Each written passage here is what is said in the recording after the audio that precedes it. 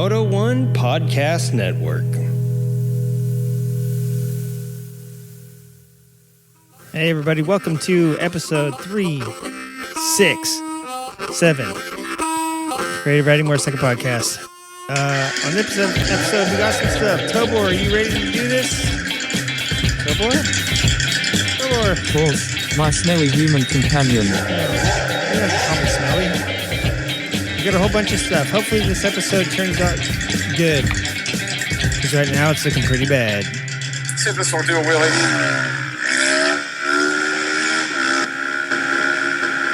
The views and opinions of the participants of the Creative Riding Motorcycle Podcast are those of the participants and do not reflect the policy, position, or opinions of the Creative Riding Moto One Podcast Network or any of their affiliates.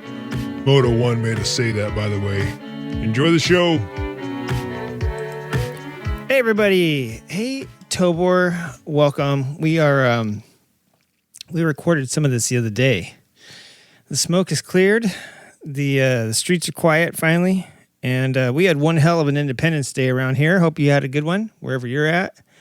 And woke up this morning, looked like a war zone in here around here. I thought it was fog around the neighborhood. Maybe it was a little bit of fog. I don't know, but it was smelled like black powder. And I couldn't even see the mountains. And I live on the mountains, right at the bottom of the mountains. So that's how crazy it went around here for 4th of July. I was thinking maybe some of that's wildfire smoke. Maybe some people lit off some wildfires last night. But, guys, it was nuts. Had a lot of fun in my neighborhood.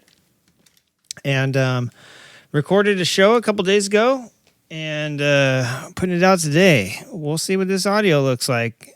And we'll try to get it to you. But in the meantime, Tobor, you and I, there's a couple things that happened that we didn't get to talk about in this show. So before we get into all the regular shenanigans, the word of the week, the highs and lows and all that, let's talk about some things that happened just this week. And we can follow back around at the end. Let's just mention them, I guess, here at the top of the show, and see if we can get into it a little bit. That doesn't sound normal, but I will abide with it. Okay. Well, thank you for abiding with it. And also, you sound great today. And I want to say thank you for holding down the fort and not going crazy last night, breaking anything, ruining anybody's 4th of July. So, yeah. Okay, I think you weirdo. You're the weirdo, Tobor. And actually, Tobor, later, I'm going to have to turn you off. Might as well do it now. You're going to help me run stuff here, but I might as well do it now. We have, we just have audio coming on later. So, it'll be a little bit, I don't know. We won't really be able to get into that much. Maybe we can turn you back on at the end and talk about these news stories. I know that 2 humans are joining you today, so I will do a goodie and turn myself off. Oh, yeah. Thank you very much. That'll be... Just like I turned myself on, with my free hand. Oh my God, Tobor. Seymour Wieners did something to you. Oh, Tobor. So, anyways, yeah, so we're gonna get into that right now, and we'll come back and follow up on these stories. I just want to mention them right here. Hell yeah. I need to release some pent-up robot sexuality. Oh, okay, Tobor, good. Why don't you just do me a favor and turn yourself off right this instant? Here, I'm going to turn you down, actually. Give me a check, and I will say check 1, check 2, whatever you're going to say this time. Check 1, you bitch. Oh, Tobor, do it again. I didn't turn you down. Is this you right here? Say it again. All right, that's you. All right, so I have you muted, Tobor. And right now, we're going to go ahead and... mention a couple things that we didn't get to in this episode. First things first, just got a sweet press release yesterday the other day from Suzuki saying something's gonna drop that's gonna rock your freedom on 4th of July. They didn't say that at all. They said there's gonna be a press release, and then they did it. And I like when people say stuff and then do it. And it turns out it is 2 new Suzuki motorcycles that dropped, and I gotta say, Honda for a long time has been. It's always great when you say, "Let me tell you about Suzuki."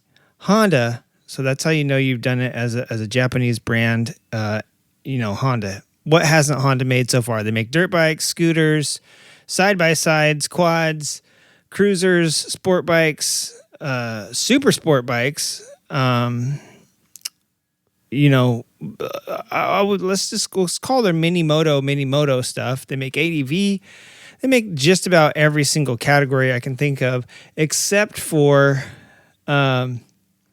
super glitzy, glamorous bikes like the collaborations that Ducati and Moto Guzzi and all those Italian brands do. They're not Italian; they're Japanese. They're very utilitarian. But I do have to say that Honda makes some fabulous stuff, and I know that they have re-released some modern retro moderns like the CB1000R. To me, that doesn't look really that retro modern. If you think back to, I think it was 2018 was the year they finally did away with that thing, even in Canada. But I want to say it was like 2010 or 2011 when they came out with the CB1100. Do you remember that thing? And it looked like an 80s CBR, basically. And maybe it was even called a CBR 1100. It was like a modern retro bike. So right now, I think the most retro thing they have, even though they're calling those like modern retros, they don't look as retro as like the Kawasaki Z900RS looks. I think it looks pretty retro. Of course, the W800, which they haven't made for a couple years, but now they got the W230. Thank you, Kawasaki, for bringing back a small bike. The TU250 hasn't been around for a bit, and Honda hasn't had anything. If you want to call the Rebel their retro bike, I guess you kind of can, but it's nothing like the TU250 and the W230. Those actually look like UJMs from the 80s. So thank you, Kawasaki, for bringing back that stuff, and Honda has been doing it. And that's one thing that Suzuki has not had. The TU250, they do have cruisers with the boulevards and stuff like that. They do have ADVs. They have the sport touring, and crossover with the GU X, and the is it the GU 1000X? I forget even what the hell that thing's called now. But yeah, they've got a few things going on, but those are more like the Ninja S, what is the Ninja 1000 S Plus or whatever the frick it is. I'm blanking on names of all these models right now because it's been a long week. But you get the point. Suzuki has been lacking one thing, and what was that? I was thinking about when the Van was around, and the Van was a really good kind of cool retro, and that Suzuki got rid of that a couple years ago. And that was really it. Aside from that Van, they didn't really have much. They had the Katana now and then. The Katana, I think the last time you could buy that thing was 2023. And it was really just the GSX platform with like some 80s kind of looking goofy. And I mean, if you want to call that retro, you can too. But the bikes that Suzuki just came out with, God, that took a long time to get to that, didn't it? If you go to our blog, creative-riding.com, and let me look up I'm on the admin page, so I can do this, but you were going to have to just go to that website. I'm going to go to our pages here and tell you a little bit about it. Here we go. Yeah, here it is. It's the 8T and the 8TT. Is that what those are called? I said here it is as if I had got it, and in the meantime, I'm flipping around. I can't find all my new posts. Here we go. My new post. Here it is right here. I made it a sticky on our page. So there you go. And even in my article, I mentioned that Suzuki's been shaking it up lately. Suzuki, who is oftentimes called the bold new graphics, they just keep changing the colors and this and that of their vehicles. The DRZ 400s have been around longer than the frickin', the KLR 650 got a redo before the DRZs did, right? And Yamaha or Honda's let's say Yamaha's TW200 and the Honda XL650 is about the only two things that have been around longer than the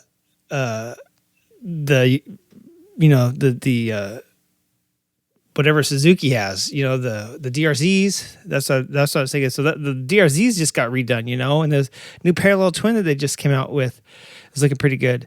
And I think I said the Honda XL650. That's going to really make me mad right now because I know it's the XR650L. I hate when I say model names wrong, but I am going off the top of my head I've already had a beer in me today, and I'm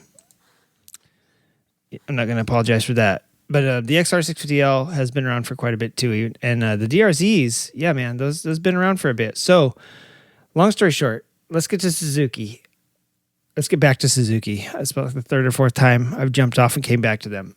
So they finally have a retro, and they have a retro that kind of goes along with the lines of what Honda's doing with the SCL 500 and what Kawasaki is doing with the R900, or I'm sorry, the Z900 RS. Not to be confused with the regular Z900, which is a modern naked bike. The RS is like they're really cool. I mean, they even have a 650 version of it if you want to make it seem more, like it's 80s. But they came out with the ones called the GSX 8T and the GSX 8TT. The biggest difference is that the 8T is completely naked, and the TT has like a little I'll call it a bikini a bikini fairing, and like a little lower cowling or a lower chin spoiler or lower fairing, whatever you want to call it. They actually call it an undercowl. So I'm just going to call it what they call it, bro. But yeah, so long story short, they dropped this on 4th of July when nobody in the States is going to be paying attention. And maybe Suzuki's been doing this all along. Maybe they aren't bold new graphics.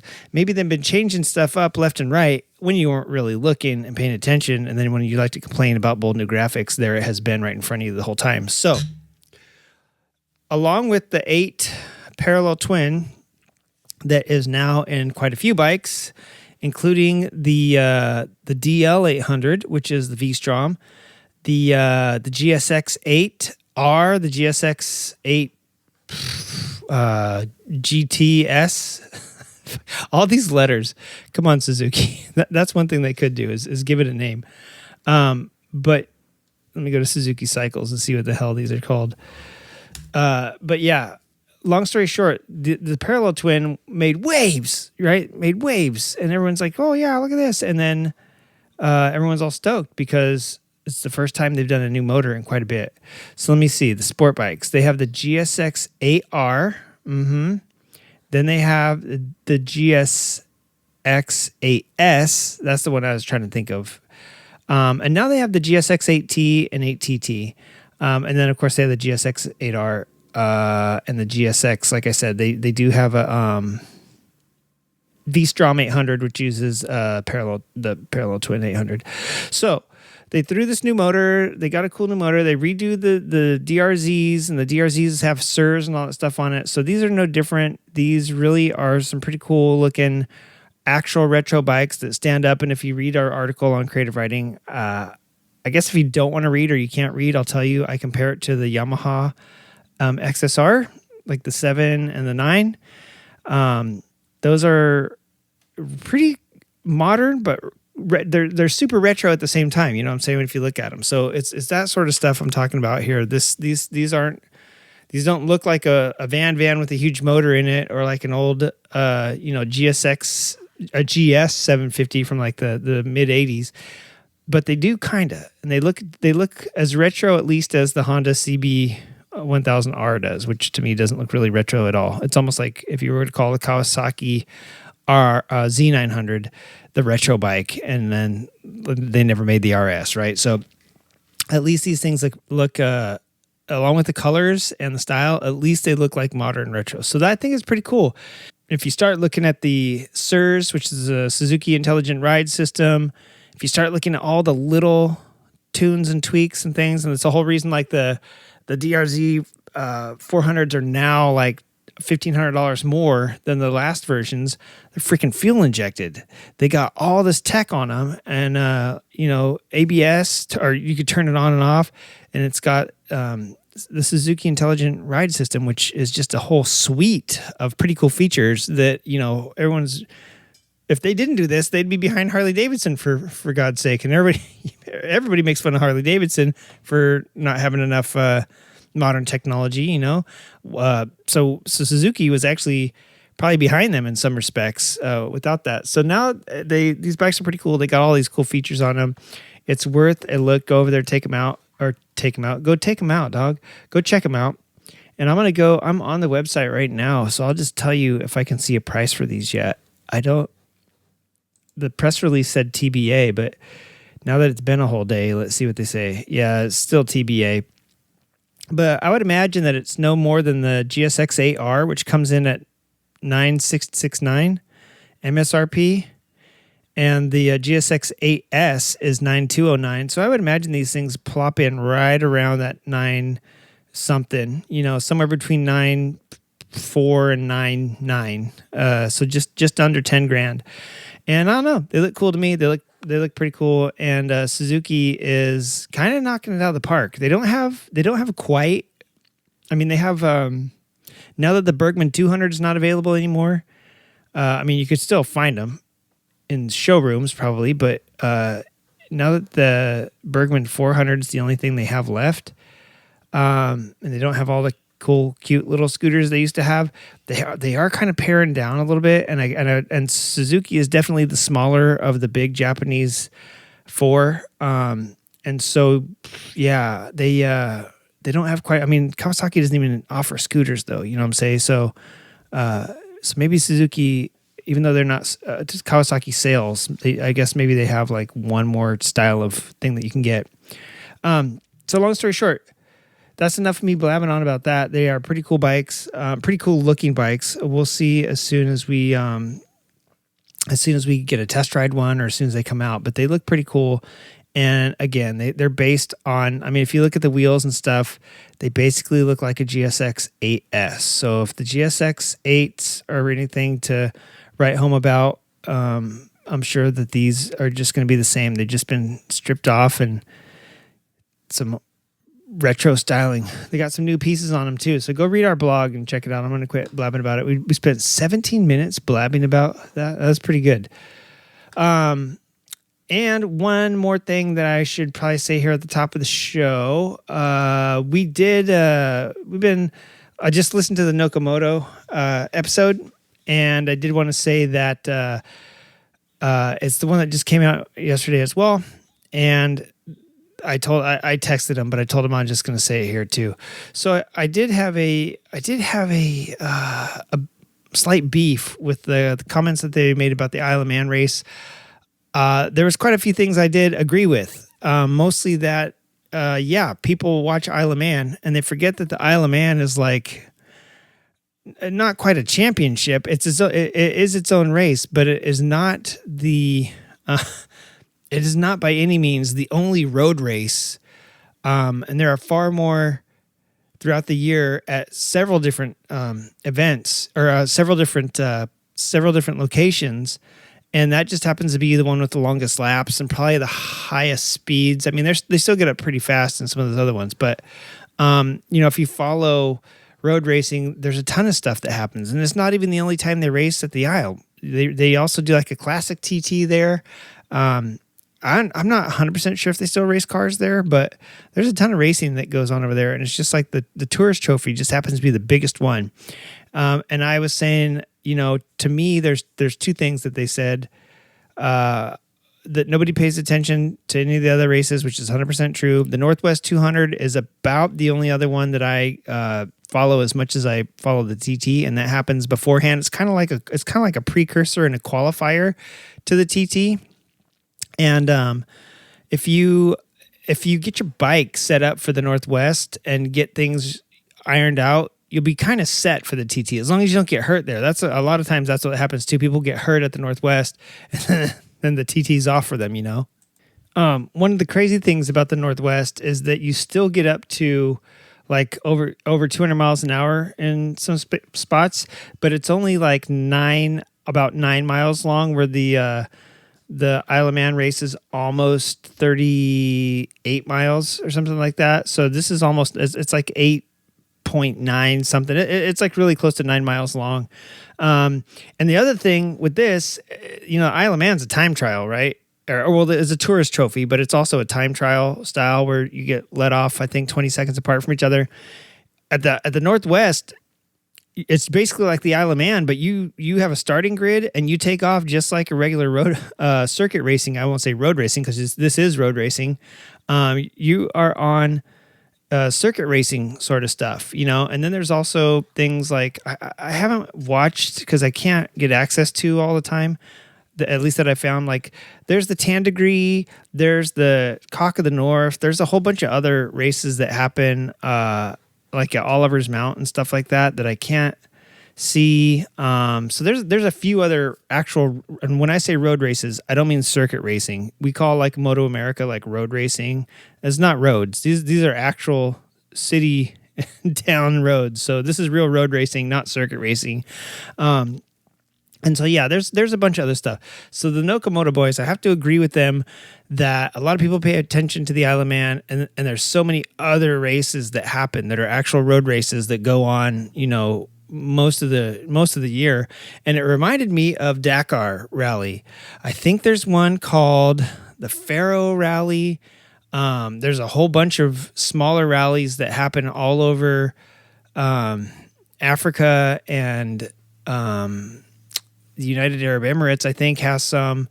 So all over Africa, the Middle East, even there might even be some in like South America where they ran Dakar for a couple, for a little bit while all that turmoil was happening in the Middle East, and in Northern Africa, like the Arab Spring stuff.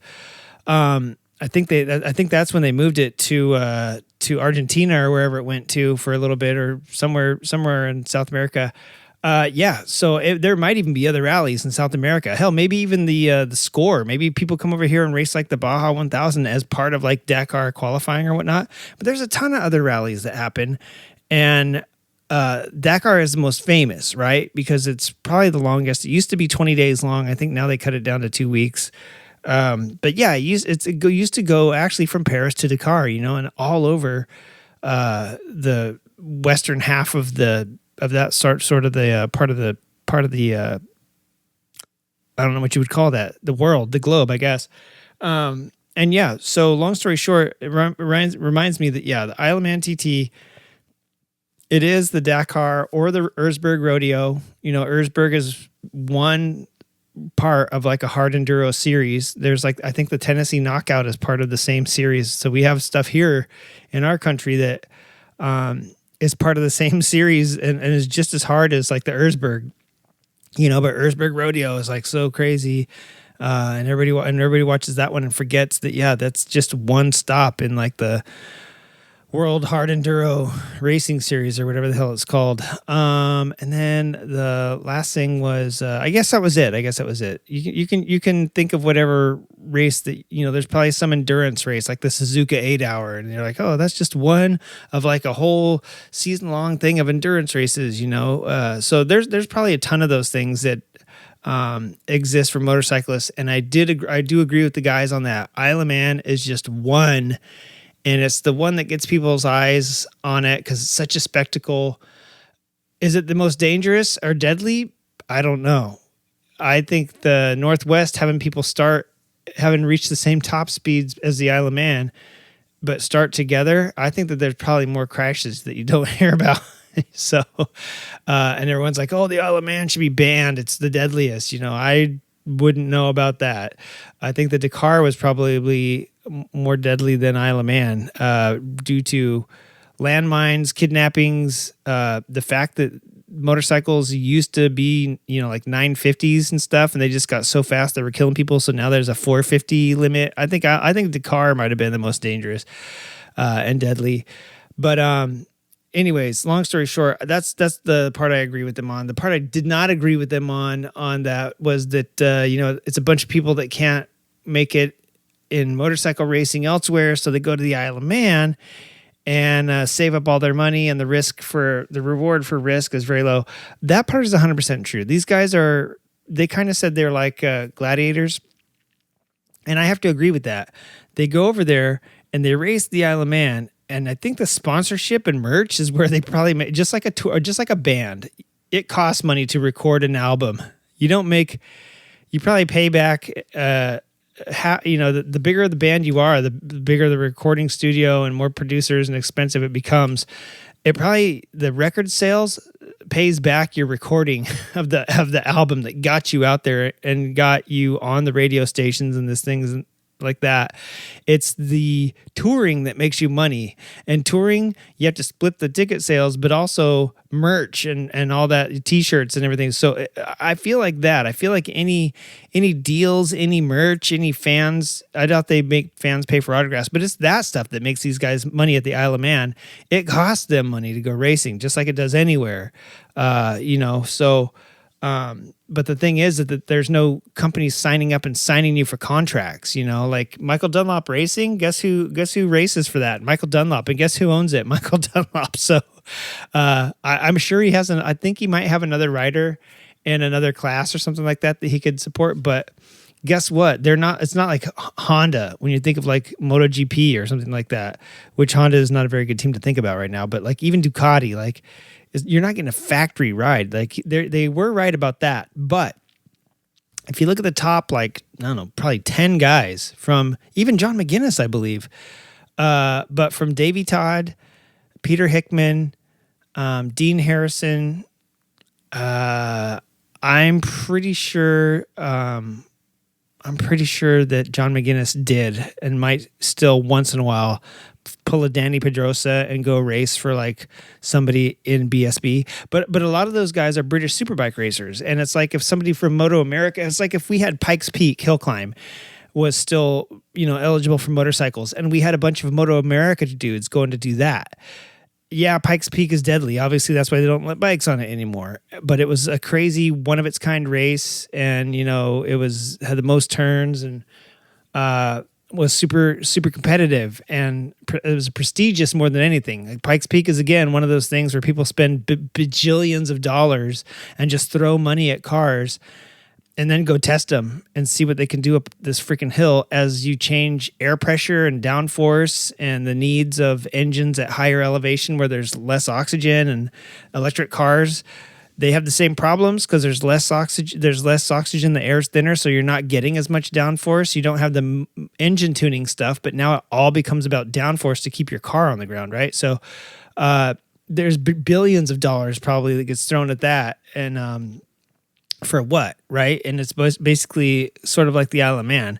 But I would say that there's probably racers. There's probably Sports Car Club of America racers and NASA racers and international road racers that actually, and I don't know about NASCAR guys, but I'm sure that there's people in the racing scene that get paid to go there and race cars up it, So I wouldn't say that the Isle of Man is just a bunch of guys that can't afford or are not good enough to make it anywhere else.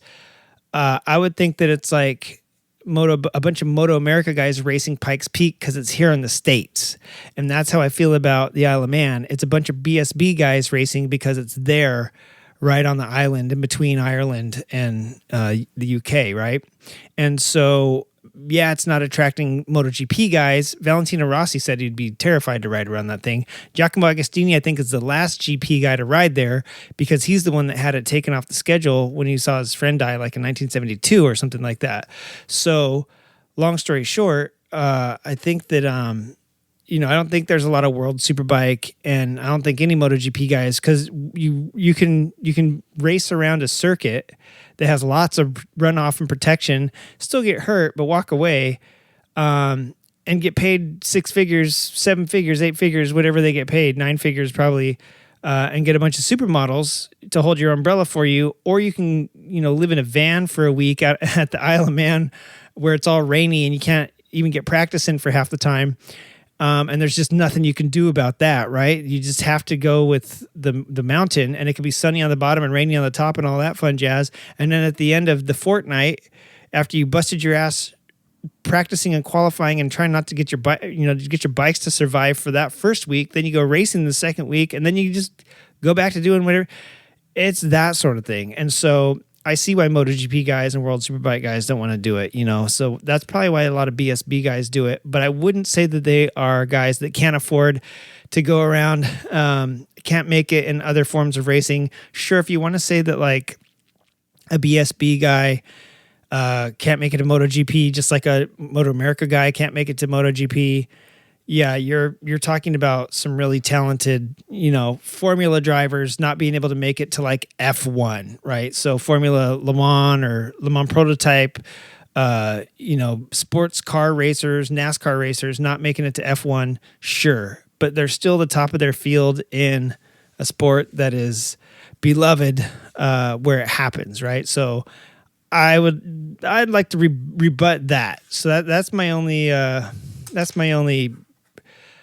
beef I had with that episode. Otherwise, that entire episode was again, per usual, 6 out of 5 stars for the Noco guys. They are knocking it out of the park every week. And yeah, I can also sort of commiserate with them too. The Prez keeps telling us to do YouTube videos and make them better and this and that. And the problem is, they're having to do video angles and this and that and content. And it's like, we're podcasts, guys. We're not television shows. If you'd like to make us television shows, start paying us more money instead of just renting the studio for us, right? So and giving them pallets for a tiki bar at their studio. Let me clap this. Do better, Moto 1 president specifically. So, oh no, I just made my dog bark because she heard me clapping. Well, that's embarrassing. Yeah. So the studios are closed today, by the way, too. So thanks for nothing, Moto 1. We can't even go to the studios because they're closed for the holiday weekend. So I'm sweltering here in the garage at Tobor.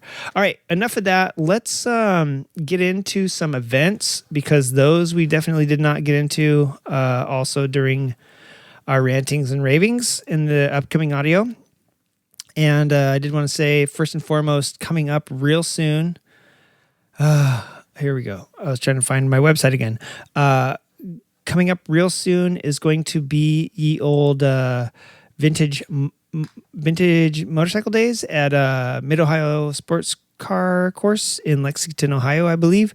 Don't want to miss that. That is put on by the American Motorcyclist AMA, the American Motorcyclist Association. I had to say it out loud to think of what it was. Also, after that, this weekend, I believe, is the Harley-Davidson Homecoming Rally, July 10th through the 13th. If you don't know where home is for Harley-Davidson, wow. I think that's a feature that they should put in Harley-Davidsons is just something to get you to ride them more than 1,300 miles a year is to put a GPS and it just starts pinging when this Homecoming Rally is happening. And it's kind of like one of those, I forget what that system's called, but it's just like a little arrow. And it doesn't tell you where you're going. It just points in the direction, and you got to kind of find your way there. Tobor already thinks it's a bad idea. But anyway, long story short, it just points you to where you're going, and you just kind of follow that. It doesn't give you GPS routes. It just tells you which direction. And then once you get there, it quits pinging. They ought to put that in every single Harley-Davidson to encourage people to get out on the roads, and it starts pinging about 2 weeks before this Homecoming Rally, so that you have to ride your motorcycle there to get it, find out where home is for Harley-Davidson, I guess, where that was going. Let me see. Like I said, Vintage Motorcycle Days. They just had 4th of July. I hope you're celebrating that. August, there's a bunch of other stuff happening in July. I don't know why I have it up here. Oh, that's right. Our website crashed last time we were entering all the stuff in, and it didn't make it again. So there's quite a few things happening in July that aren't on here. I'll have to get to those next week. Just remember Vintage Days is happening, and it's like the last weekend of July. August 1st through 10th is the 85th Sturgis Rally. We're not going to be talking about that, but you will hear something about that right now.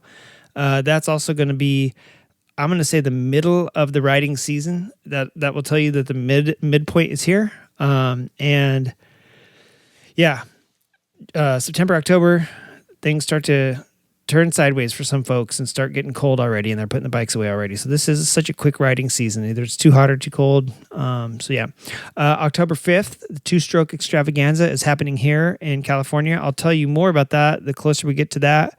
It's happening over, I believe, in Camarillo, and I'll get you the location for that. I'll try to do a better job of reorganizing this list that I have on our website.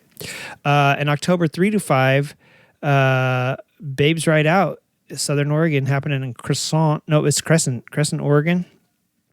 October 11th, the Moto Beach Classic is happening at Bolsa Chica State Beach here in SoCal.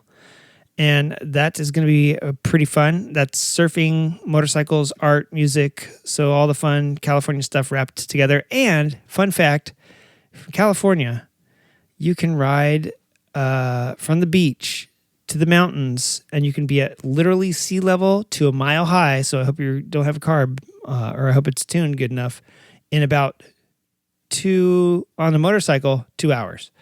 If you ride slow, 3 hours. But yeah, you can literally ride from sand to ski in literally 3 hours here in SoCal. So it's really nice. And you pass right by Junky's house if you do that.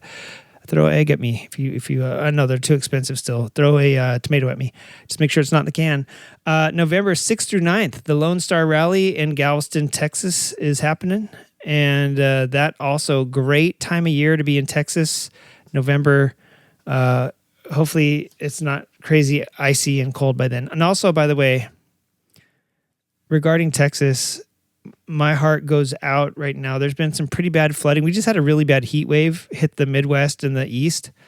And I feel fortunate that we live in California, not only for some of the cool things that the state has, like, being able to ride from the beach to the mountains and be sea level to mile high. Also, the weather that we have here, I know that there's wildfires and earthquakes, but those are some stuff that you can kind of prepare for a little better. I don't think this flash flooding and heat wave stuff was anticipated, but there was some flash floods in Texas, man. And a bunch of girls at a girls' camp are missing and presumed dead, and I believe are dead right now. And I just wanted to say that breaks my heart to no end. And then I was looking at a picture of them with Miss Creative Writing, and they're little girls, and that just broke my heart even further. So my heart goes out to everybody. If you're being affected negatively by weather, be it no matter what it is, if you're getting overwhelmed by heat and exhausted and you need to go to a cool place, if flooding, this is wildfire season, so no matter what state you're in, if there's fires, I know I was just in Arizona and there was a fire ban, so fires, floods, heat waves, intense flooding, no matter what's going on, please stay safe and know that if something tragic does happen, this is a really stupid thing to say because it's not going to fix anything, but I feel for you. I'm there with you. And that goes for any country. I know that there's been a lot of stuff happening all over the globe recently with some wild shit happening. And on top of that, let me see. If you're in the UK, we have the EX Enduro. I don't know what that is even, happening September 12th through 14th. And in Australia, October 17th through 19th, it's the Motorcycle Grand Prix, the Australian Motorcycle Grand Prix. Hey everybody, this is Nathan Flats from Flats Tires, reminding you to come on down and get everything you need for your bike. We've got tires, they're round, they're made of rubber, and we supply everything you need, including valve stems. The only thing you need to supply is the air. That's right, come down to Flats Tires. We're on the corner of State Street and First, down in Epperton. Every pet is someone's companion, someone's joy, someone's comfort during a bad year, a bad month, a bad day, and all too often, someone else's victim. Running them over isn't a rite of passage.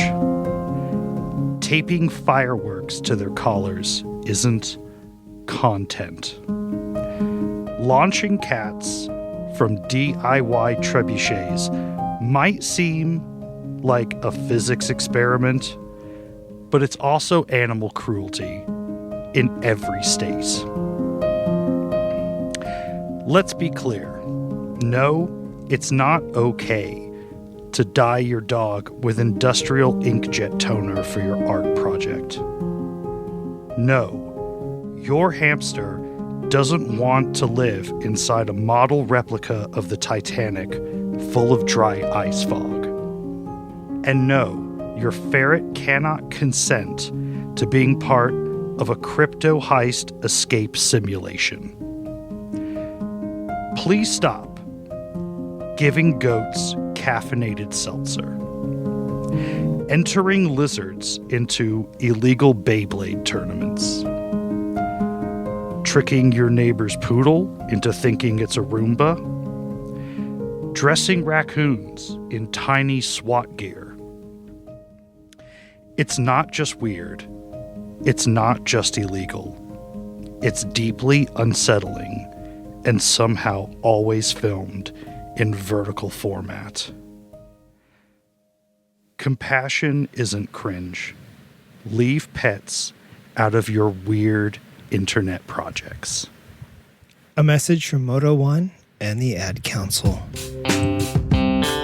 Hey everybody, welcome back to Creative Writing. This is episode 3. Do you know what the episode it is? Why did I put, no, 360, 359? I don't know, 350 something? It's episode 69. Is it? It's 367. 367. But Okay, well then on the 69 one, we got to do like something extra.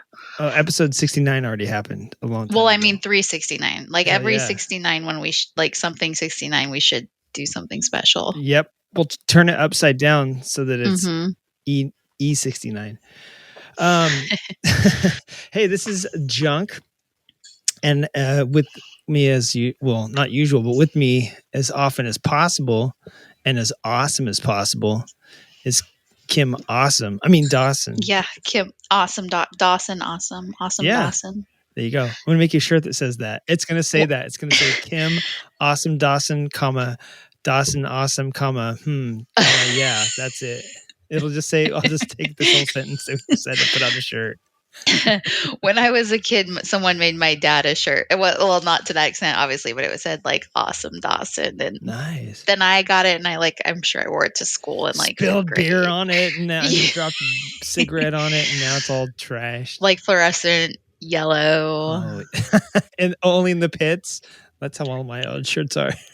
Yeah, They're all in the pits. They're all yellow. fluorescent yellow. cigarette Yep. holes. Yeah. I don't have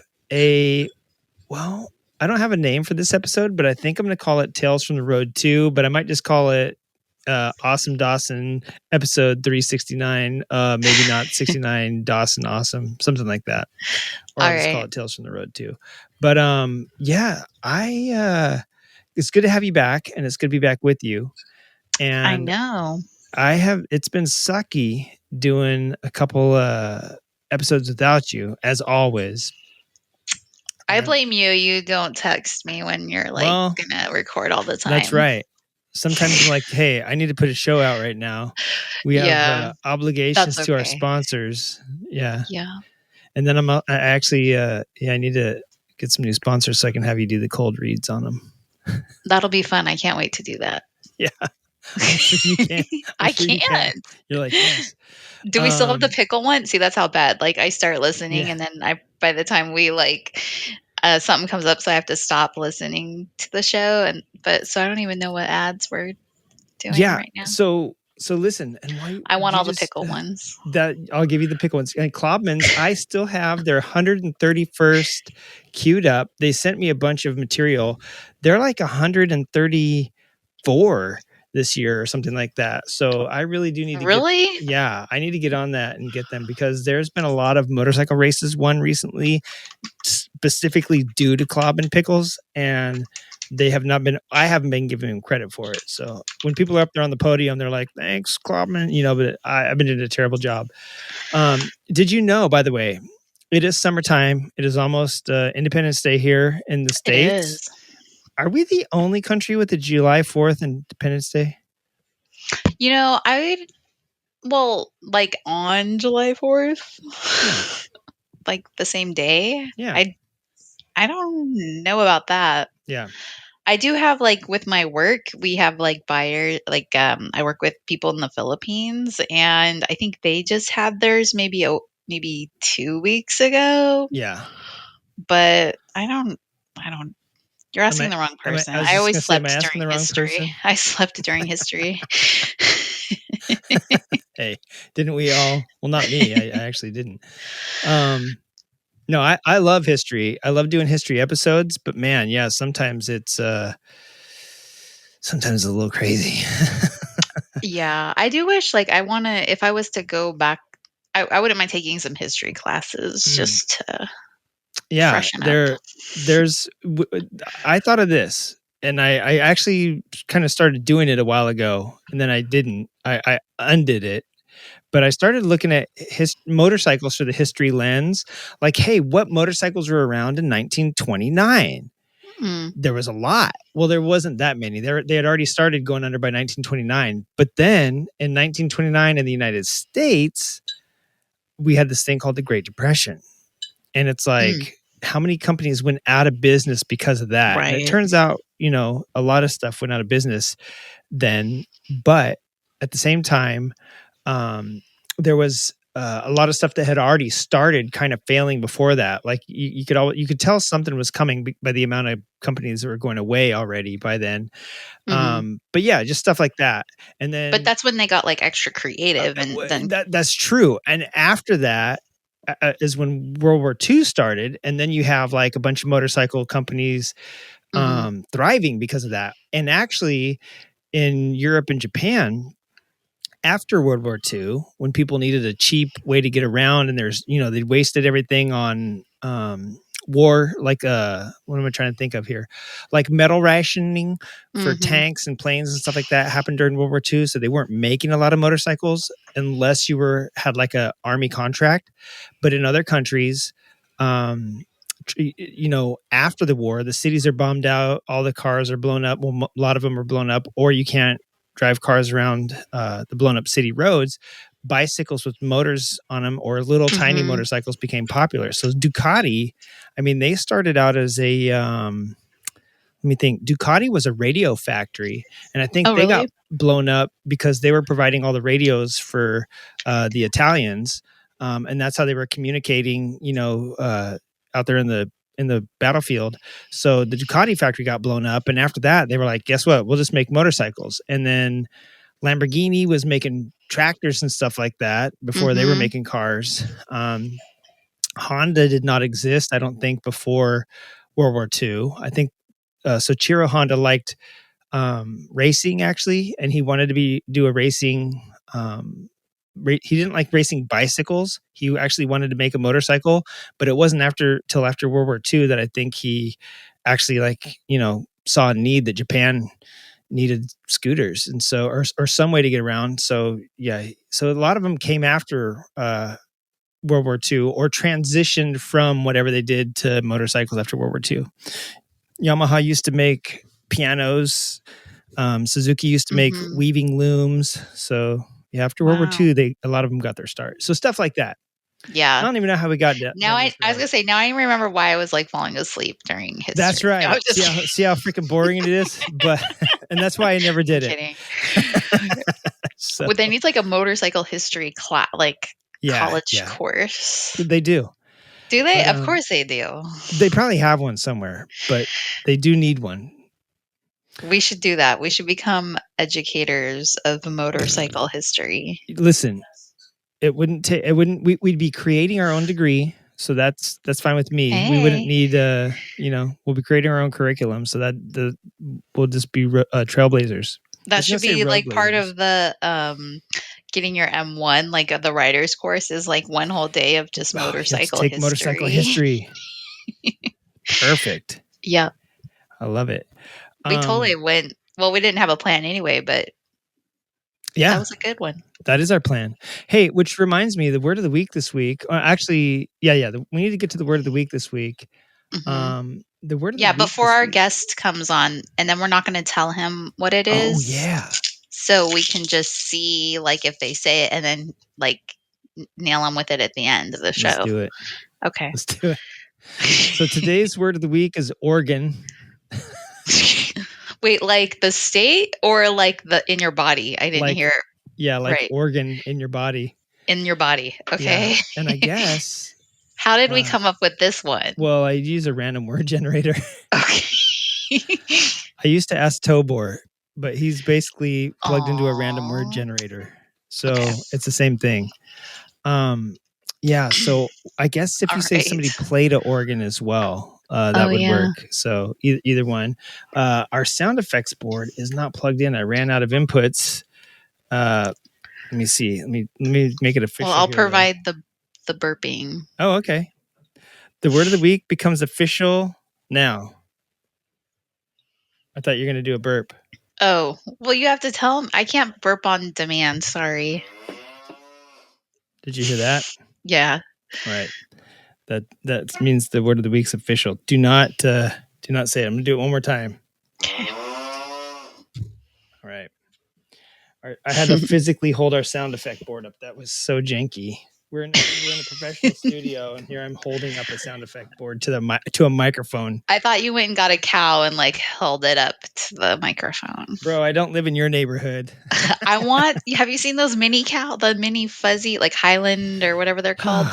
I want a little mini fuzzy cow farm. It'll be a little farm bill. Kim's farm bill. Yeah. You'll be Rusty Butcher. Do you remember when he had all those cows and llamas and stuff? Well, he's had everything. Yeah. I actually started watching his channel again recently. He's been back at it, and so. Oh, really? Yeah. So I've been watching his channel recently, and he's in Tennessee. He's going to do like a hooligan cross or something at Loretta Lynn's, which is actually pretty cool.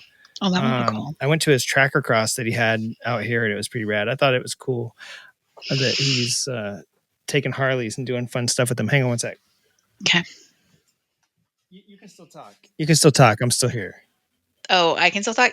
Yeah, I met him a few times. One of our friends, or actually the owner of Iron Fire that's no longer, bought one of his sporties, like one of the first kind of tracker sporties that he did. Yeah.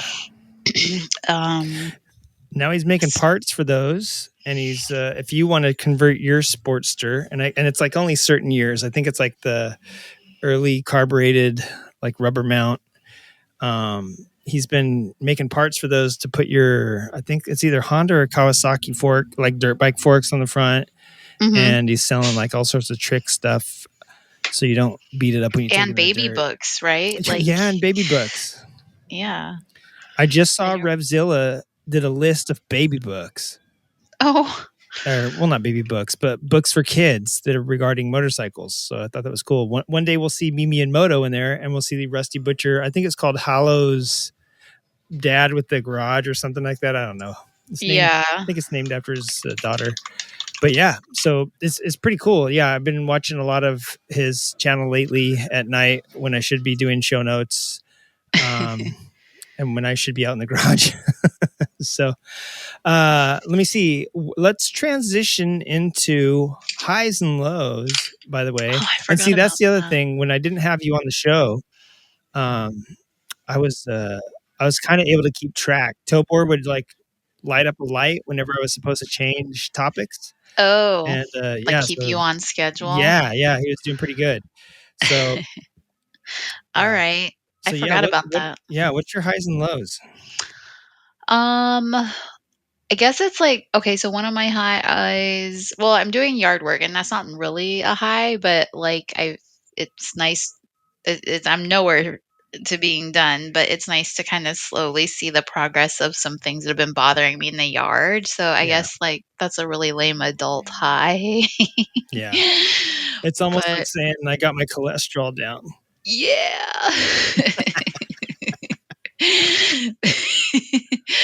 Now I feel extra lame. No, but yeah, completing yard work. I gotten a few little like rides in, so I guess that's nice too. Trying to get like back in the riding mindset a little bit. Yeah. But just short stuff before it gets hot. Yeah. Well, and it's already hot for a lot of people. I guess. Yeah. I guess it was last week or the week before. The East Coast and from the Midwest all the way over was having this huge like heat wave where I don't know, mannequins were melting in store I know. windows. I've been seeing these people posting, and they look like they're having heat stroke. Like their faces are so red. I'm like, what is going on? Like, I haven't been watching the news, but I've seen all these people's posts, and they look like they're dying going outside for 5 minutes. Yeah. You can't trust the news. It's all fake news. I think we're actually global cooling right now. I think people were probably really cold and they were just that could wet. be. It's frostbite, like wind chill. That's right. true. Yeah, that's probably what it is. That was probably what it was. They were probably really cold and they turned red from hypothermia and they were dripping wet because the ice was dripping off them. So. But I just heard from some lib news that it was hot. So, but yeah, I heard it's been really hot, and I actually just completed a trip to the Arizona desert. I thought I'd go to Arizona, to see if it was cooler than California, and it was cooler than California. That's even more crazy. Yeah. I was driving through. I'll tell you about it later. That's not part of my highs or lows. So, all right. Yeah, I went camping. I guess another one of my highs, a few weeks ago, I went camping in Big Bear. I think we were kind of actually camping, not close-ish. But the same weekend I went camping. Yeah. So I was in Big Bear, family camp thing. That was fun. That was cool. Yeah. And I finally got to go to in Big Bear, California. There's a place called Mystic Moto that I've kept wanting to look at, and so I got to go in there, and of course I thought it would be like all kind of bike stuff, but it's a candle making shop, or part of it is like a custom candle making shop. So if you want to go on a date or something and make candles together, but then in the back they had a lot of wait, you go on a date to make did candles? I go on it? No, I don't know, like when you're fresh in love or something, I guess. I don't know. I guess that's what you do, is you go make candles together. Gross. Yeah. It's like the smell was really strong. It's like strong scents in there too. It didn't smell bad, but it was overwhelming with the scents. But anyway, I first walk in and I'm kind of disappointed because I'm like, this is just a candle making place. And then motorcycles. Yeah, I'm like, this name's cool, and I'd been wanting to come here for a long time, and now it's like a candle shop. But no, but then you walk in more of the back, and they have some bike clothing kind of merch and some other just fun stuff, like logos. And they did have an old dirt bike in there. I remember I sent you a picture. I was trying to starting to save all my what I text you, so I could remember what we talk about, so I can go back to it. Yeah. But yeah, they had an old dirt bike talk about it, and I'll scroll and I'll tell you what it is. Was, I want to say Yamaha, probably 70s Yamaha, probably. They had that in there and some built well kind of stuff, but it's overall, it's and it's an excuse to go in there, to ride up and go in there and God, you check text it me out. a bunch Jonny of Roundtree. stuff. Uh-oh. Yeah, you've texted me a bunch of inappropriate stuff. Yeah. Jonny Roundtree, are you there? I am here. All right. Kim Dawson, hello. Can you hear Jonny Roundtree? I can. Jonny Roundtree, can you hear Kim Dawson? I cannot. I'm getting some weird feedback. Uh-oh. Oh. Sounds like the Predator. Uh-oh. All right, Jonny. Now can you hear Kim? Hello? Hello? That sounds better. Yeah, sorry. Okay. I didn't No do more a mix alien? minus. I did a mix Jonny Roundtree. Sorry, buddy. Yeah, I'm getting some really bad feedback. Oh, still? Yeah. Check. There I am. Enjoy this track while I clean up this audio and get us back on track with some more creative writing. Welcome to Wisconsin. We got cheese, sturgeon, snow, and ice. We're kind of close to Canada, so we talk real funny and we're way too nice. Living in Wisconsin means that sometimes the two-wheeled life, it's a trip. You'll ride 50 miles for a burger, 20 for a taco, 60 miles for some chicken strips. So here in Wisconsin, there's a group. They love to race bikes grudge style. They're called the Top 10 from WIR. They're scooting down the quarter mile. They're smart. They push 300 horses out the ass of a 50cc Zuma scooter.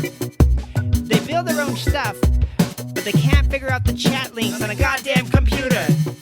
I live in Wisconsin. Street country living, working hard and playing. We're from Wisconsin. We have a funny accent and some funny northern sayings. When you live in Wisconsin, you're living in a state with some funny name towns. When I race in Wisconsin, the track's always straight out of my bike's broken down. On the weekends, I bench race my friends, and the vibe is so neato. I know that in the end, if I make the top 10, I'm racing for a bag of Doritos. We're one big family based on riding. We've all got brothers, sisters, kids, and wives. But when it comes to Christmas, it's kind of skinny, sad as broke because the list is life. White bread and bologna, cheap beer, overtime and 2-day shipping. Cause I know the first Friday's coming. Oh my god, my valves are burnt, my piston shot, my clutch is slipping. When I'm not on Facebook talking smack, I'm probably on YouTube. Cause I got a giant ass swing arm and I need to figure out how to apply 16 feet of chain move. I live in Wisconsin, street country living, working hard and playing. When you're from Wisconsin, you have a funny accent and some funny northern sayings. I live in Wisconsin. The girls have nice butts, the guys medium-sized jumps. That's true. From Wisconsin, I race motorbikes because I'm bad like Charles Bronson. Who's Charles Bronson? I'm gonna get a taco. Appleton. Oh, you betcha.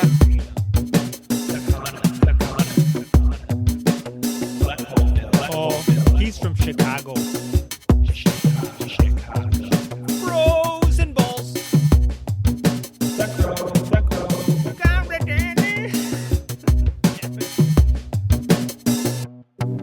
All right, welcome back again. I'm probably going to be super loud, so I'm going to try and be a little quiet. We got on the line with us here. We got Dawson and we got Jonny Roundtree back from a trip across the country. Woohoo! Yay. It's good to be home in California. Yeah. I know. How long were you totally gone for? I'll tell you what, after 4 days, it all started fading already. But I want to say 25 days. Really? That long? 20-some states, 70, almost 7,800 miles. Wow. Yeah. So, we checked in with you from the road once, and then I was like, oh, we're going to get a check in with you a bunch, but we never did. But you were putting miles down every single day. You just shared some amazing stats with me. Why don't you tell Kim your... Oh, I was following Jonny. Maybe you weren't, Junkie. Kimberly was there for me as an emotional...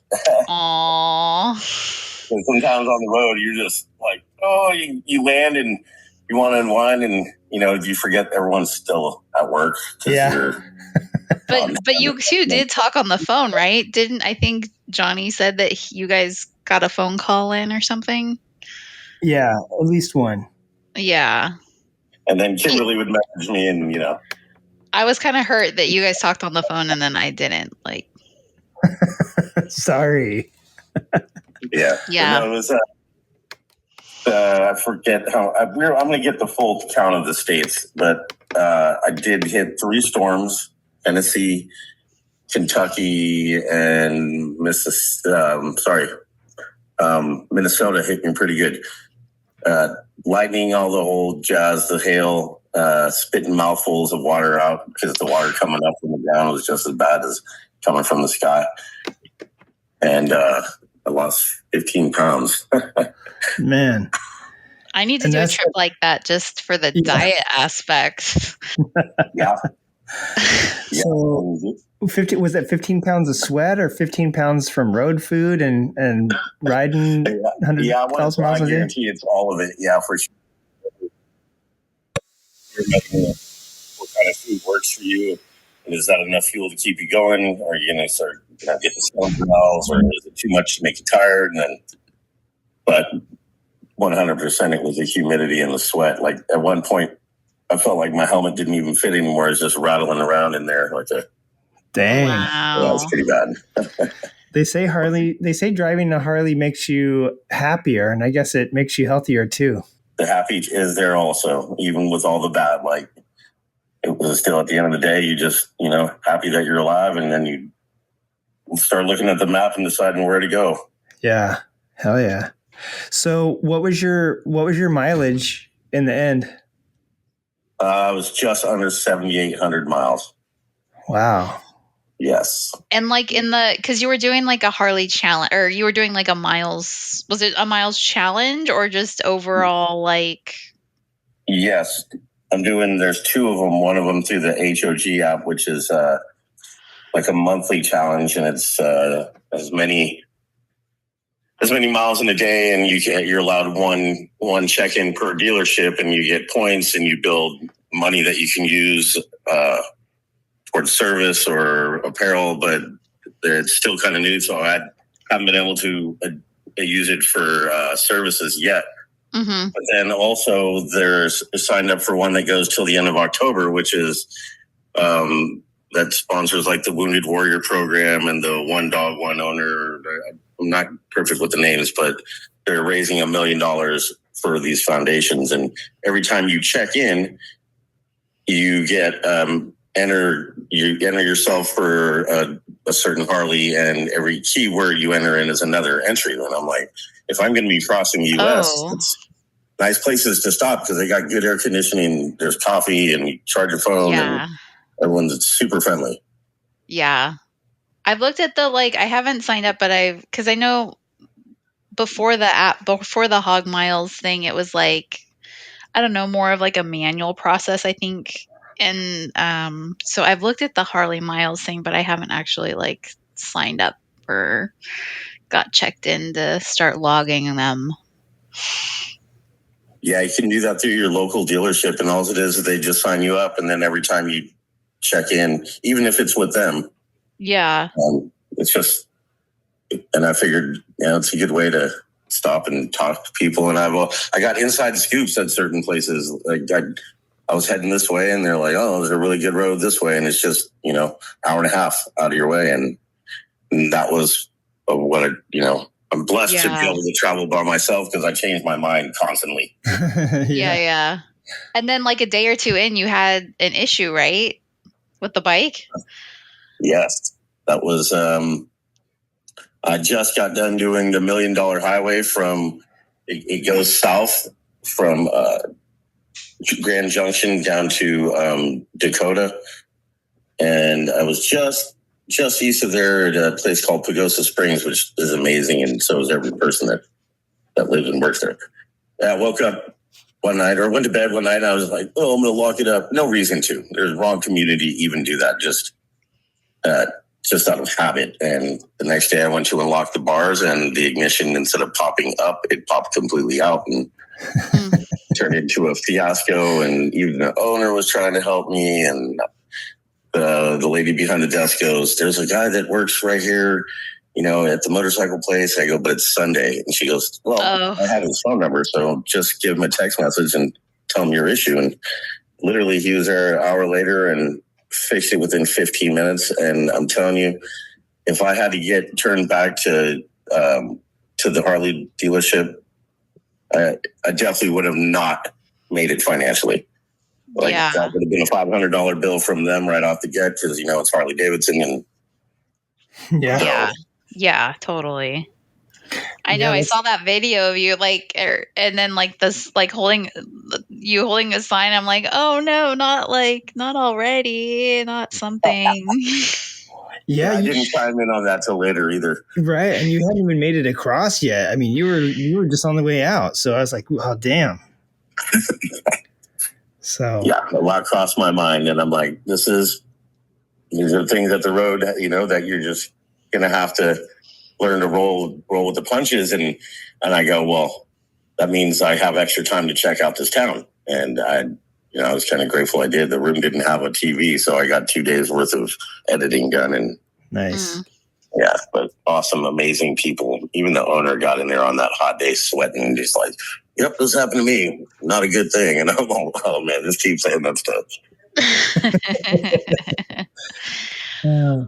And then, or I mean, I guess I'm jumping towards the end, but like, was that your first time in Sturgis area too?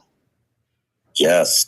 Yeah. All those places besides Kentucky and Tennessee, I've been to just because of my friends, and then Illinois, I've been there, but then everything else is all new, and I love coming through those cities that have that like wow factor when you pull in. Like, yeah, I try to film that stuff for you guys. Like, I get it all the way in the right lane, so you get that right when you come into San Francisco moment. And it's funny because I kind of film those moments for you guys down in SoCal. Yeah. So yeah. a lot of them had that welcoming moment. Yeah. That's cool. I had like FOMO the whole time. Like, I know I didn't even get to see like all of the videos, but I was jealous. Yeah. Hey, I gotta ask, man. You got a bike with a full fairing and a bunch of venting and leg fairings and everything, right? How did you get water in your mouth? Was it that rainy? Was it that wet? Yeah, it was coming down. I mean, the drop visor won't do anything. The drop visor is probably just fog up.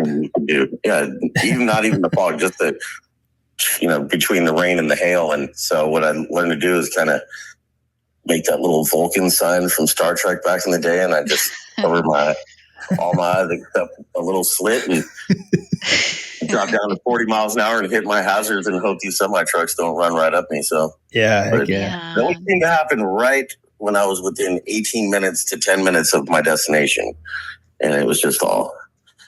Yeah, I think you're having a good time, huh, Johnny? Boom. Yeah, they're like, let's top it off with some hail. Yeah. Yeah, I got to ask you, what was your, not that you had a favorite part, but I guess I'll ask, what was your favorite part? Or if you have like a favorite part of the West, Central, and East, what was it? What were the, and did you find it going out or coming back? Both. I lost a little bit of spirit on the way back, but not much. But Colorado was beautiful. I got lucky that I got to see some family in Illinois, Central Illinois, and they just happened to remind me that we saw each other 7 years ago to the day. Wow. And I showed up there, and so that was nice. Pennsylvania is beautiful. The drivers, that turnpike thing, that toll road is not fun. Yeah. Pulling into New York and finally seeing it and knowing that I'm close to the goal that I set, because I wish I had more time, but there's no place for a bagger in Manhattan. Right. At all. Man, I tried driving. The only time I've ever been to New York, I was in a freaking Penske moving truck, and talk about like even being worse than being on a bagger. that or a semi. At least air conditioning I could think of, but yeah. And then that's where I thought I had another issue. I just left, and it was $37 for an hour and a half of parking in downtown Manhattan. Oh, dude. Yeah, oh my gosh. Well, expected. And then I was coming up to a stoplight, and the bike just goes, ugh. And I'm like, okay, here we go. We'll check something. I goes, you're hot. I'm talking to the bike. We've been talking to each other for a while, and that was her first joke of the trip. And so I'm standing back, and I just kind of sat back real quick, and I go, okay, well, I have enough money for a plane ticket, and so we'll see what happens. Yeah, make some friends in New York at a motorcycle garage real quick and leave her there. I might have just quit the job right there and sold the box. Never mind. Yeah, sold the bike. What happened? What was the problem? What did it turn out to be? In Atlantic, that represented the 50% done trip, part of the trip. Gotcha. And that was kind of a relief. Yeah. What was it? Did it just overheat? Is that all it was? No, I'm sorry. My thumb hit the kill switch. You bumped the. Oh, that's button. right. Oh, that's right. I do. I saw. That's right. I saw that in the video. That's right. I actually did that too once. Like, Junkie, earlier we not on the recording, I don't think, but we were talking about the Arizona trip and going out on the 10 to Arizona, and that was like I think I was going to Sedona, and I had my Street Bob at the time, and I had kind of like the speed, like the triangle kind of throttle lock thing on, and it was like my first time using it, and it was like cold, so I had like oversized gloves on. So we're going down the 10, and I'm probably going like 90 something, and I bumped. My husband was riding in front of me, and then my engine, or just my bike just cut off, and I start coasting. So I like go up to the shoulder, and I'm like, what the hell? My bike just like died, and then I realized that like I had hit the starter button because I didn't feel it because of my gloves, and then but then when I went to start it back, I forgot I had the lock on, and that was scary as shit too. Like, you went to wheelie out of there, turned left. Like, yeah, it was so scary. I did not use that thing at all after that. Yeah, dude, you're like, it's full throttle. Yeah. I had been riding for quite a long time already when I went to the MSF course, and I remember sitting there trying to turn the key. I rode there, for Pete's sake. I freaking rode there on my bike, and then out on the course, I'm going to turn the bike on, and I'm trying to turn the key a little further like a car, to start it. Mm-hmm. And I'm like, dude, the thing won't start. And he comes over and he pushes the button and just stares at me right in the eyes. And I was like, and I even rode here.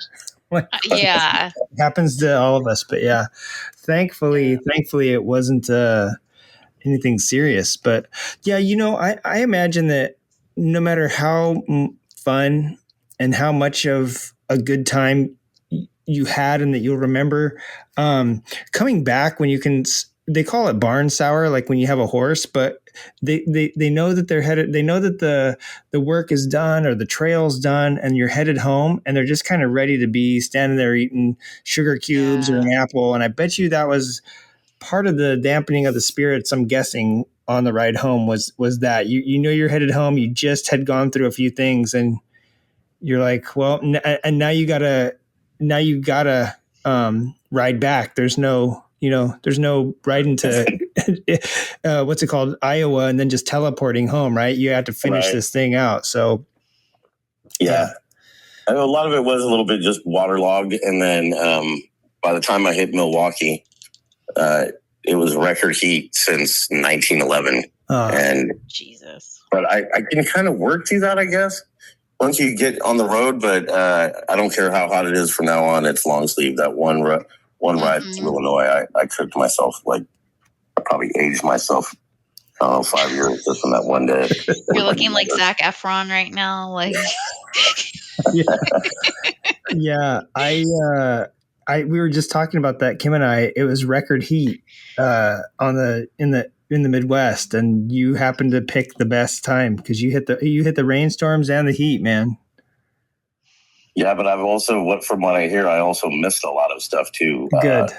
Flash floods and stuff. Yeah, good. Yeah, it was fine. And then once I passed that one day, then it was just, getting through South Dakota and showing up to Black Hills. The Harley there was definitely interesting. And yeah. I told them my story, and I think they actually did something extra, not just what I asked them, because finding neutral was a lot easier. I caught them changing out a light bulb, and the price should have been well over $200 for the service, and they charged me like way under. And yeah, nice. So I don't know what happened, if the road angel called ahead or something, but Yeah.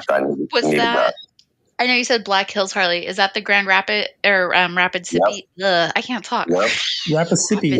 Yeah, that's the one you told me to stop at. Remember? Yes, that's in a, like during Sturgis. I'm sure there's a lot going on already out there, but like during Sturgis, Rapid City, Harley. It's like we went there during Sturgis, and it was like I already thought Sturgis alone was like and then I go to like that Harley, and it was just like a whole other like life moving experience. I mean, it was like acres and acres of bikes. The parking lot was elevator to take you down to the service center, and it was I did find out that the Sturgis Harley Davidson does not have a service center. So I didn't know that. I've been in there, but I didn't know the that. Service center, and it is huge. I think I saw like at least 8 technicians back there. Oh wow! Wow, yeah.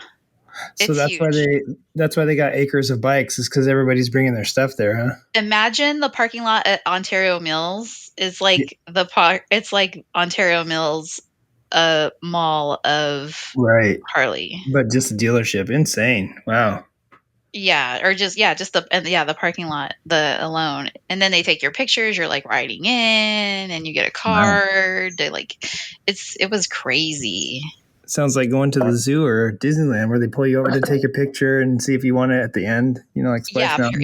That's how it was when I was here.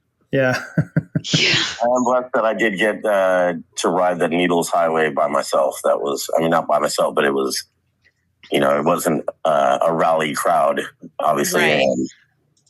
And I did miss a couple of things where I was right next to it and kind of kicked myself in the butt. But I'm like, I can do Sturgis again. New York, no, I'll fly out and rent someone's Harley. Yeah. Yeah, New York, upstate New York.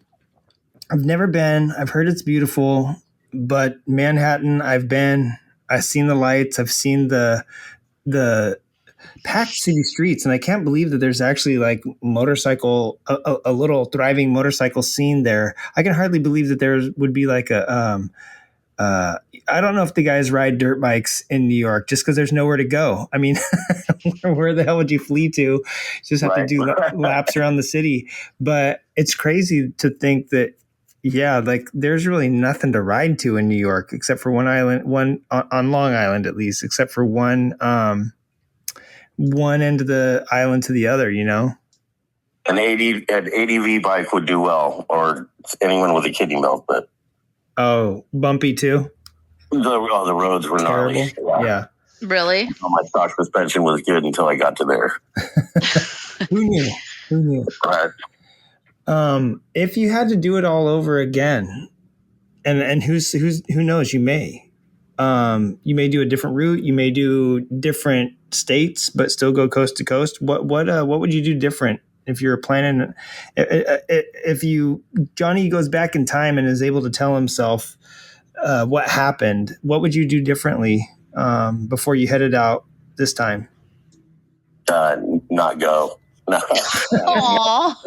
I would have put a little bit more of a financial cushion and less of a time restraint, because didn't realize how quick that crept up on me, and missing a lot of things that I was so close to. But now they're already, I'm all, okay, we can work this amount of months. That'll pay for a ticket and a hotel to this spot. Like, I really wanted to see Philadelphia. Yeah. And I was so close, but I thought I was time crunched. And honestly, it worked out so perfect. And the road led me to where I needed to be. And every little stop and every person I talked to, and they send me off to this way. It all worked out.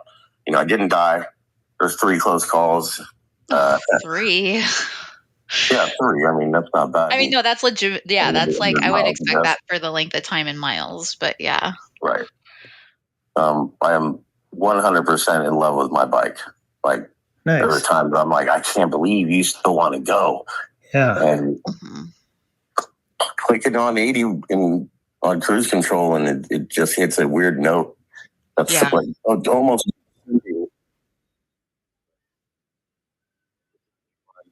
What I would do again was definitely the time and the money, I think, and a little bit more back road action.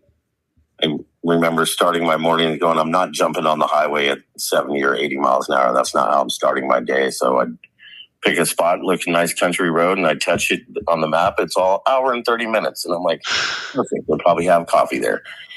And start my day with a nice, just mellow ride. And then I'm ready for some miles. And That's cool. I think that would be my biggest struggle too, is like all this stuff that I think I'm like going by, or because I would, like, knowing me, I would probably start looking like at night, or at the hotel or whatever, I would start looking at like, oh, what's around here, and then I'm like, shit. It's like, I feel that would be like my biggest struggle. Yep. Turns out and there's then a lot when of you're all that time invested, it's like I'm like so close, and I would just not quit my want to job. come home on the last day. That was weird. Yeah. What do you call that? What is sour horse or sour? Well, I said barn sour, but that's usually when you want to go home. You can smell that it's super close, and you're done. You're done out on the trail, and you want to go home. I feel like I just get depressed the closer I get to home. It's like I'm ready. Like I'm tired, but it's like I still. It's like fuck. Yeah. I don't know what. Go ahead, Jonny. I was gonna say, I guess it's like anything where you put all this hard work into, like a workout. Sometimes when you're like, you had to. I wouldn't say a workout because those always feel good to end, but maybe like a hike or something. When you're like, you finish and you're like, man, you didn't go to one spot, or like maybe you didn't spend as much time at the peak when you wanted to look out over the mountain, and you're like, oh. I could have gone 30 more minutes. Like now that I'm back, like that sort of feeling where you feel like you left a little bit out there for next time or something. Yeah. Also, it was also that I, all the time with myself, it was going to be hard to like immerse myself in everyone's bullshit. Right. Yeah. But you do learn a lot on the road when you're by yourself. And so, but I'm like, you'll be fine with their bullshit. Just maybe help them out with their bullshit instead of fucking trying to run from it. See what you can do to help it. And so I definitely would come back with a different attitude towards everything. And I knew it would happen. It happens on every long distance ride, but this one's different because, I had a few friends that watched the whole trip and they're like, I felt like I was with you, man. And you said you were going to do it. And I can't believe it. And I'm like, now it's like I'm going to start planning for the next one. And, right. Yeah. Well, and you went through Tennessee, right? Did you do the Tail of the Dragon? No, I was so close, but that's when I was getting lit up from those hail and lightning storms. And I was Bowling Green was a home base. Just outside of Chattanooga was the other home base, and I was so close. But I go, you've got to pick and choose, man. And, right. Yeah. And honestly, like I said, that's another one that I can fly out to and have a home base right there. Yeah. Yeah. And then when you and I talked last and you asked me how far I'd gone, I was like, man, I mean, I've been coast to coast, but not in the same vehicle. I don't know if you're convincing me, but I mean, at least maybe not east to west. Maybe I'll go north to south. But yeah, it was inspiring, and it was cool to see that just the different places you go. And I'm with you. I could fly in somewhere and ride around and have just as much fun as driving the whole thing. But it does speak volumes that not only did you have time in the helmet with yourself, but you had time to fall in love with your motorcycle or learn to hate it. And it sounds like you just said you love it. So, I mean, yeah, you definitely had some quality trauma bonding with your bike. And he plays jokes. Yeah. He plays jokes. He's like, haha, just kidding. But you've only had the Harley for what, like 6-9 months? Not even a year. Yeah. Yeah, in October it'll be a year. Bro, 9 months. Oh, bro. see? Hey, I connected our episode number. Kim knows how to turn everything into the Gemini 69. twins. I'm trying to promote the Patreon. The $69 Patreon. Yeah. It's funny because I talked to MT09 owners about touring on those. And I was thinking this whole time, I go, you know how many times I would have had to adjust my chain already? Oh yeah, absolutely hate adjusting my chain. Yeah. Well, yeah, I know. I was thinking that. I was just thinking about doing an episode on how terrible belts are, but I'll refrain since you just fell in love with your bike. Definitely for touring. I could see how a belt would be until it broke on you, or until you have to try to replace it yourself. How belt would be the way to go for touring for sure. I knew that was an issue, so I had to check. So. Yeah. I have a belt drive, and I can't. I really want to turn it to chain, but then I thought about it, and I was like, I haven't never checked it. Well, I did check it once. I've checked it a couple times, but I mean, I can tell you that it hasn't moved.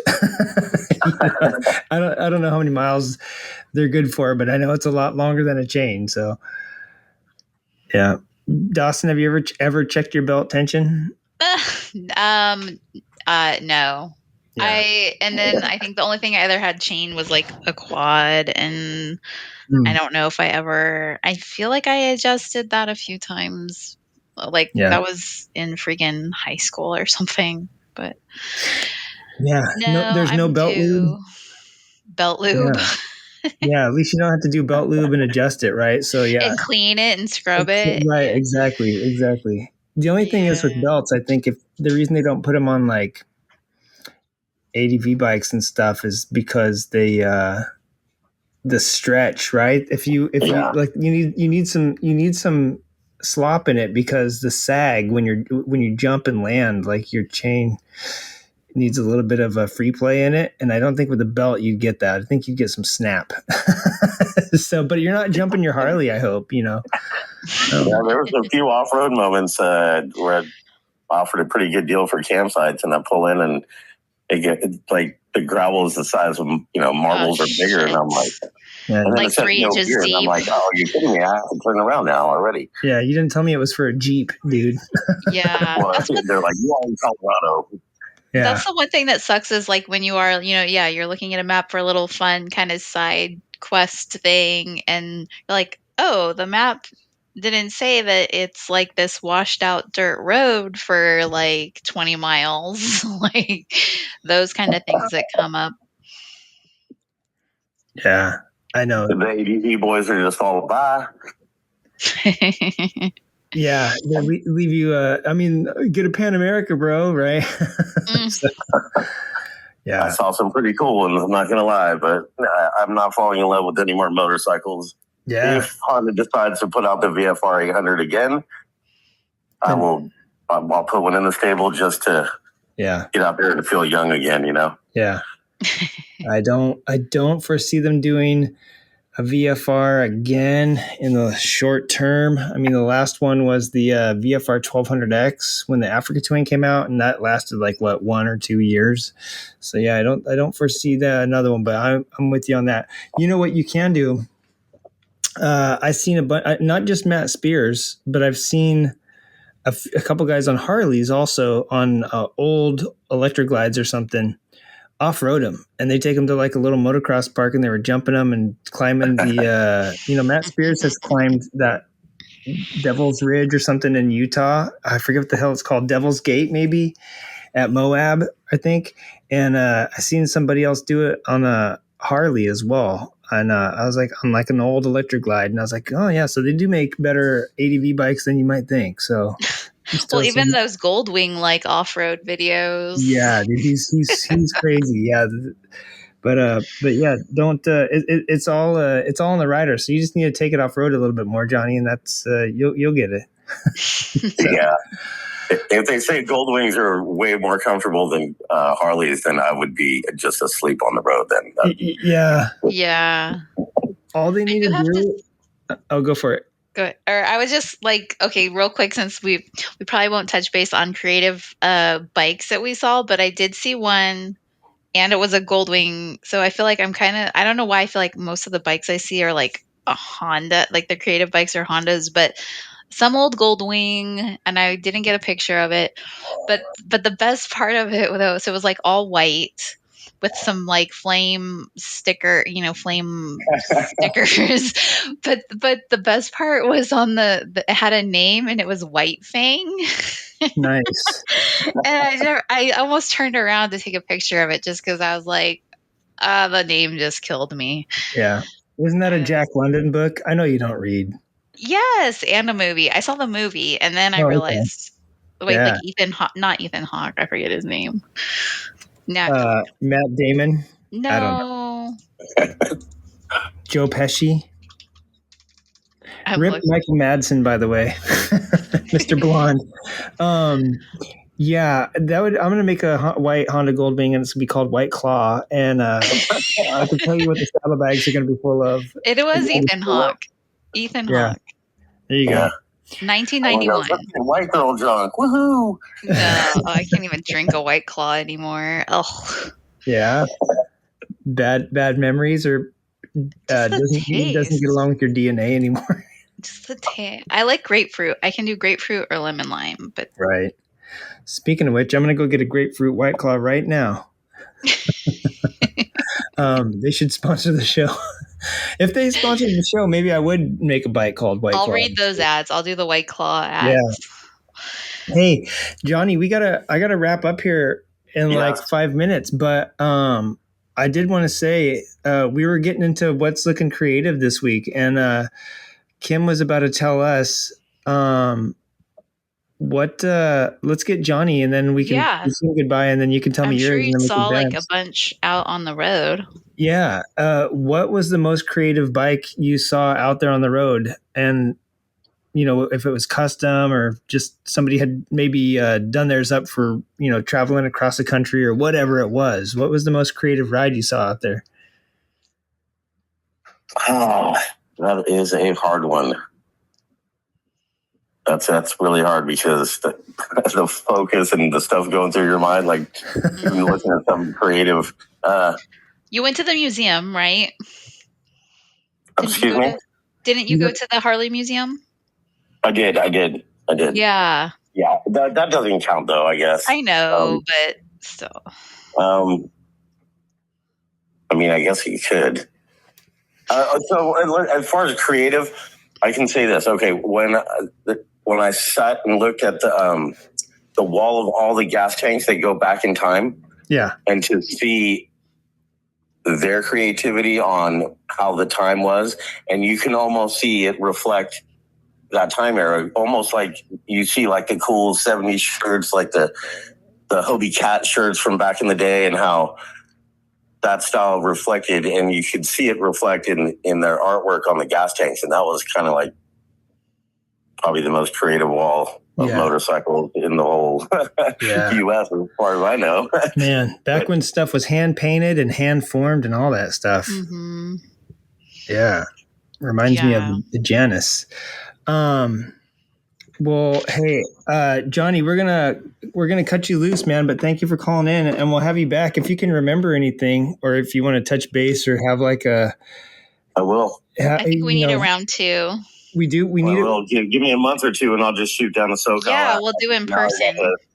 I've got to do some highway finishing. I've already hitchhiked almost all of Highway 1, so I might as well finish riding it. There's like Dana Point, I think I need to finish or something there. Yeah. I got to find out exactly what's what. But get someone to drive you inland, and we'll head up to Dawson's winery, and we'll or we can go up.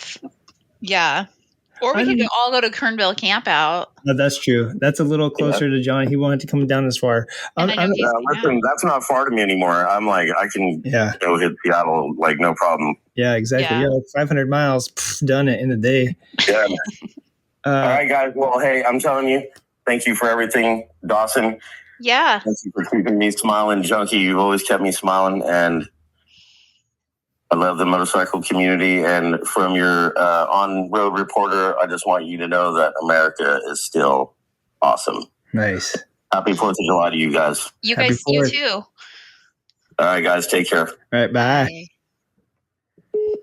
All right. And that is probably the worst recording we've ever done because maybe, I mean, how do I sound? I'm just screaming at I thought we all sounded good. I mean, you know better than me, but I'm literally just I held up the phone to my computer. Yeah. I heard everything good. All right. I'm going to put my headphones in because I feel like it sounded better than Narissa's. Well, that was hard too because, she was calling in also. Hang on one sec. Let me put these babies in here. All right. Now say something to me, please. Hello. Yeah. So now I don't know if the speaker was picking you up and feeding it back in. It says it wasn't, but yeah. So I don't know how I sound now, but I'm literally just screaming at my computer. Sounds normal. Really? Okay. Yeah. Are you saying normally I don't sound normal? No, I mean it sounds like doesn't sound like you're screaming. Yeah, I just ran my finger down the side to wipe off some dust, and I'm sure it ran across the microphone too, because I see a huge spike, and it's going to sound awesome in the recording. Oh, I can see it. But yeah, so you tell me your creative bike real quick, and then I got to jump out of here, and I'll take these 3 recordings together, and we'll make a show out of it. Okay. I mean, I think mine was that white thing one. I liked the Goldwing, and then I have 2 maybe for another Epis thing is just that Bronco e-bike. I thought looked interesting. Ooh, and I'm gonna check it out. Ford's come out with a Bronco e-bike. It's like Ford? I'm sure it's gutless. But another car company making a motorcycle, huh? Yeah. Interesting. So, or a bicycle, because Jeep and Ferrari, they all make I gotta say, my creative bike was I don't know if we even got to talk about it. You and I were talking about it beforehand, before we started recording. Mm-hmm. I was in Arizona this week to beat the heat. I was over in near Jerome, and Jerome is such a fabulous city, and it has such a crazy little history to it. And if you go to the Jerome Historical Museum, which is actually the guy who, the CEO who used to run the mine up there, it's his old house, and they just turned it 300 years old or something. Yeah, no, dude, Jerome was a mine up until the 60s, and I don't even think it started until the late 1800s. So I was already 10 years old when it was established as a town, and so it's actually a pretty young, quote, ghost town. But yeah, the historical society or museum or whatever is the guy's house that was the CEO, and it's a fabulous freaking house, I can tell you that. But they show you a little movie of the history of the town, and it was really cool. It's artsy fartsy up there. It's a little bit redneck, a little bit artsy, and I got to tell you, the people just do. In the spirit of the Old West, they just do whatever the hell they want to do up there. And some of I kept hearing motorcycles up there. I was like, damn, I keep hearing these parallel twins, right? And some triples and all that jazz. Yeah. Turns out it was a freaking side-by-sides. I kept hearing, because most side-by-sides are twins, and I guess some of them are triples. So they basically, I just kept thinking I was hearing Africa Twins and stuff, and it was really just, parallel twin side by sides that I was hearing. But the most creative bike I did see was this KLR650, and it had a desert tank. It was basically just made for it was all go, no show. And so that's why it was creative to me. Had these soft bags mounted all over it. Had a huge desert tank on it. So you know that they could probably go, there's not a whole lot of places to stop for gas in some of these areas, right? So, and I got to say the gas was $2 cheaper over there as well. I was pretty pissed about that. You better believe I filled up before I came back over here to $5 gas, right? Yeah. And so, long story short, this thing was just it wasn't quite Mad Max, but it wasn't not Mad Max. And that's why I liked it, partially because of the aesthetic and partially because I could tell it was a real deal vehicle. You know what I'm saying? So, right. Yeah. So I was pretty cool. Yeah. I'm jealous you went out or got. I love Jerome. Yeah. Dude, Jerome is so cool. Are scary. In a normal car, I'd rather be on a bike in Jerome than in a freaking car, because the roads are so narrow and it's almost like a mini San Fran. It's it's all up or down in San Francisco. Yeah, it's all Lombard. It's all Lombard Street for sure. Yeah. And it's literally all up or down. Like you said, it reminded me a lot of Columbia, because Columbia had a lot of narrow roads with a lot of super narrow roads with what's it called? Like super skinny streets, like you said, twisting and turning, and just riding up there or driving up there. You can't really speed. Like there's no room for error up there. Mm-hmm. So yeah, it was a little nuts. And on top of that, there was a lot of motorcycles out, but it was cooler there than it was here in not San Diego, in SoCal. Yep. And I couldn't believe it. And it's because you're about a mile up. Yeah, you're almost a mile up. So yeah, it was pretty cool.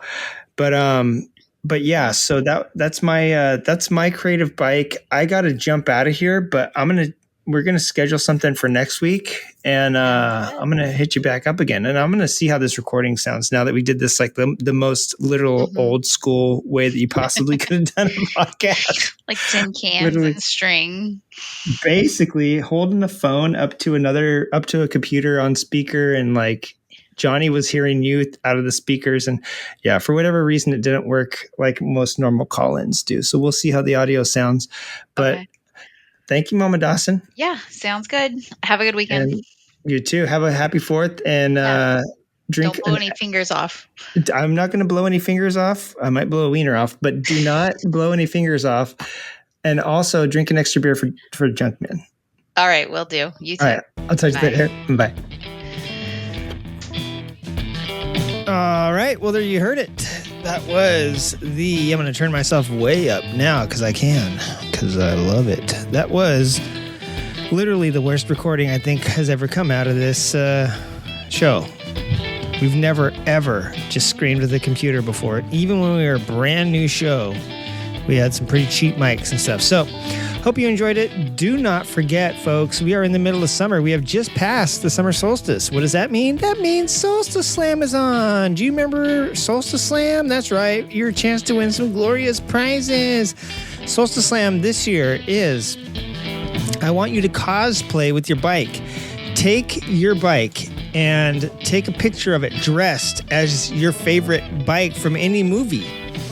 Dress your bike up as Godzilla, and you dress up as Mothra, and kick your bike right in the face. Dress up as, Goose from Mad Max. Dress up as the crazy dudes from the Bike Riders. I don't care what it is, but send your submissions into slam@creative-writing.com. This music's going to be done. We're out, folks. Have yourselves a great weekend.